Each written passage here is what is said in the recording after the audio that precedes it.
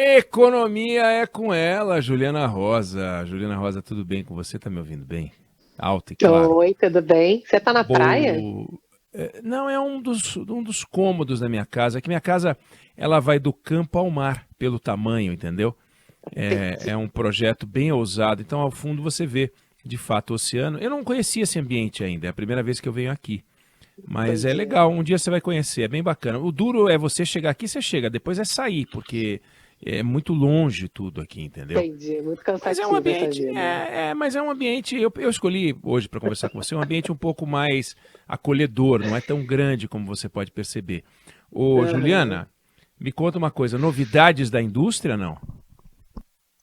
Oi, Neg, eu vou trazer para você. Hoje tem o destaque da produção da indústria, que foi divulgado pelo IBGE hoje cedo, com crescimento em agosto, mas estava olhando aqui que o dólar saltou agora mais uma vez. Estava olhando aqui também que tem a ver com a nossa conversa hoje, diante do desafio, né, de impulsionar a economia, com esse dólar agora disparando, R$ 5,13 o dólar agora, deu uma boa disparada. Olhando primeiro para o dado que saiu mais cedo da indústria, o IBGE divulgou um crescimento da produção industrial em agosto, na comparação com o mês anterior, com o mês de julho, ficou ali dentro do previsto, mais ou menos, Oineg, a previsão era crescimento de 0,5% e veio 0,4% de crescimento. Só que eu acho que a história da indústria, ela não mudou, ela tá, quando você olha o desempenho do ano, mês passado caiu, mês anterior, né, que é sempre com uma defasagem. Então, julho caiu, agosto subiu. Então é isso, você sobe um mês, cai o outro, sobe um mês, cai o outro. E na média, você fica ali no 0 a 0. O balanço do ano até agora, da produção industrial, é de 0,3% negativo e nos últimos 12 meses, queda de 0,1%. Então você vê que está tudo ali ao redor do zero. O que aconteceu esse mês é que alguns setores que vinham tendo quedas maiores, aí você dá uma recuperada. Veículo, por exemplo, tinha dado uma redução depois daqueles descontos do programa do governo federal e agora teve crescimento de produção, mas você vê que não tem uma mudança estrutural, a indústria continua ali nesse voo de galinha, né? Ele cresce um pouco, cai e continua assim quando a gente vai olhando aqui os dados. A preocupação, né, que eu acho assim, a gente tem, quando a gente conversa, a questão conjuntural quanto a questão estrutural. A estrutural a gente vem conversamos no Canal Livre, né, agora esse fim de semana com o presidente da Confederação Nacional da Indústria, que a indústria já representou mais que o dobro do que representa hoje está em torno de 12% do PIB, tamanho da nossa economia já chegou a 25%.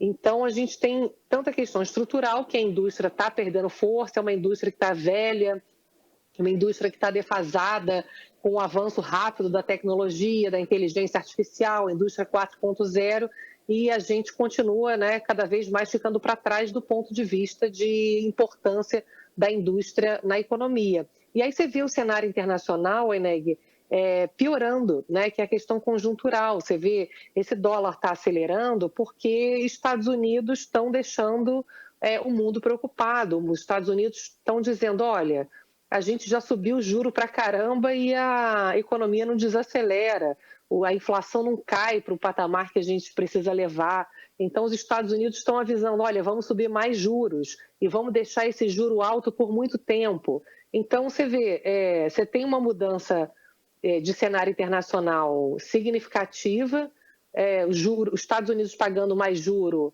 todo mundo sai de país emergente, vai para os Estados Unidos, o dólar vai se valorizando, e a gente começa a ter um desafio ainda maior, que é o fato de que a gente precisa manter a economia brasileira em recuperação. Com esse dólar alto, dificulta o processo de queda de juros, dificulta o ritmo de queda da inflação e prejudica muito a indústria, que é um setor que é o mais dependente de crédito. A gente não compra carro à vista, a gente não compra geladeira à vista, né? Informática, computador. Então, é um setor que depende muito do crédito, e com essa virada internacional agora, com esse dólar alto, agora batendo R$ 5,13, a gente começa a ter uma complexidade maior para poder fazer com que, conjunturalmente, a indústria, a economia como um todo melhore, a indústria especialmente, né, Weneg? Não fica muito claro, estruturalmente, quando o governo fala que quer impulsionar o desenvolvimento da indústria, qual é essa agenda exatamente? A gente sabe que a reforma tributária é muito importante para a indústria, principalmente. A indústria é o setor que mais vai ser beneficiado pela simplificação tributária, mas a gente não consegue enxergar exatamente um plano. Olha, né, a partir de agora temos aí um plano para mudar, né, a indústria. Então, mas é que o governo parece falar sobre a indústria como se ele tivesse uns botões em que eles barateiam o fornecedor, agilizam a chegada de insumo, tapam um buraco de estrada e tal. Eles não têm esse botão, né? Então, o que o governo fala, eles ficam falando de planos, em geral planos com nomes, né? Nomes bonitos e tal. Tudo tem um nome. Eles primeiro põem o nome, depois põem o plano. Isso é uma característica de governo, e desse governo em particular é uma coisa incrível. Então, fico pensando o seguinte: cadê os acordos internacionais de que falava o Robson Andrade na entrevista que deu pra gente no Canal Livre? O Brasil é um país que tem poucos acordos bilaterais. O Vietnã, o primeiro-ministro esteve aqui conversando com o Lula, tem uma montoeira de acordos internacionais. Existem países, o Paraguai aqui do lado está querendo fazer um monte de coisa. E a gente? Robson Andrade chamou a atenção também. Daqui a pouco a gente tem o perigo paraguaio.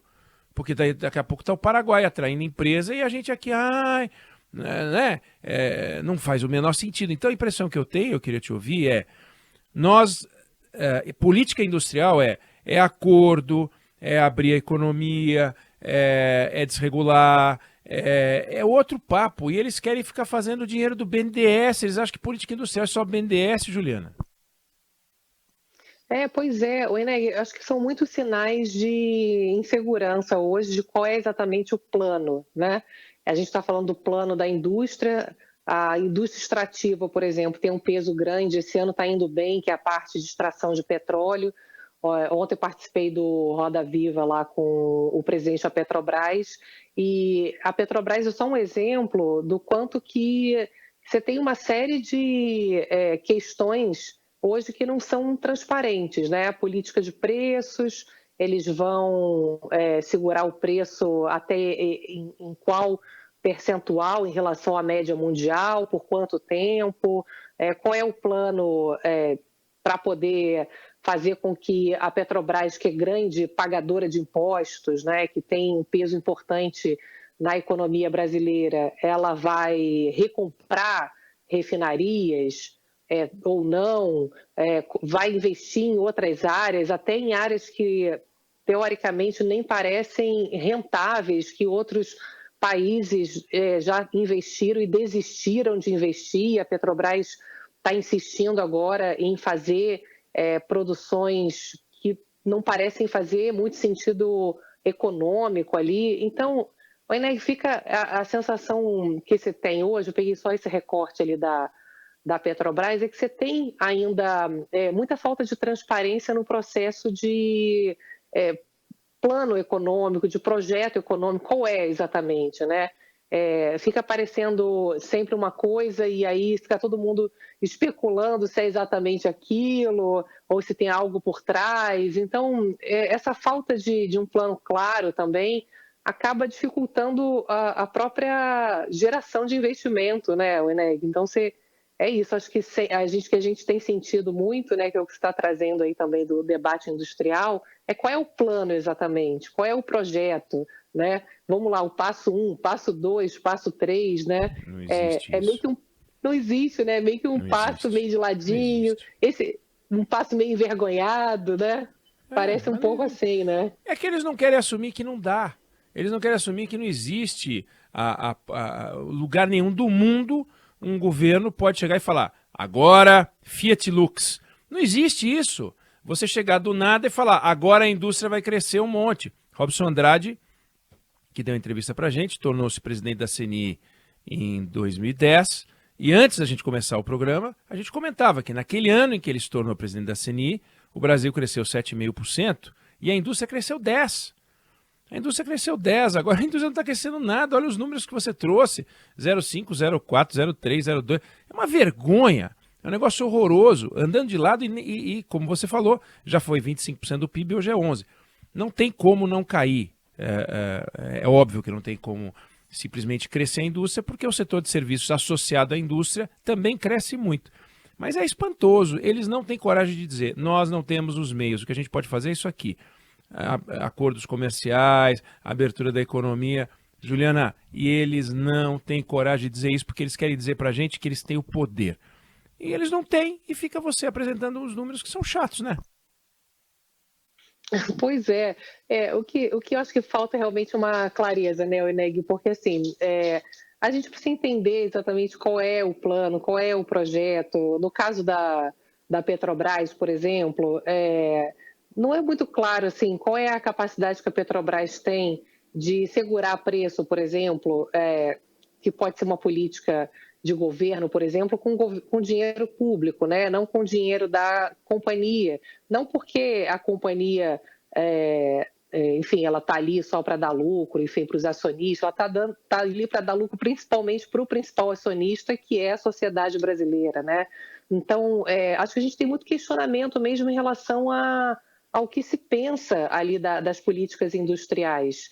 E aí você gera uma série de dúvidas, inseguranças, de falta de transparência que acabam não contribuindo mesmo para a própria atração de investimentos, para a tomada de decisões. Então, acho que tem que assumir, né, Eneg, o que acha, o que não acha, o que está fazendo, o que não está, para que a gente possa ter um ambiente, pelo menos, de clareza em relação aos planos, se é que eles existem, né?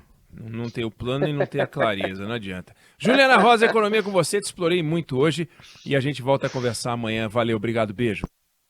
É bom que eu fiquei apreciando a sua vista aí, um beijo. Gostou, né? Bacana, né? Mas uma salinha modesta, das mais modestas da casa.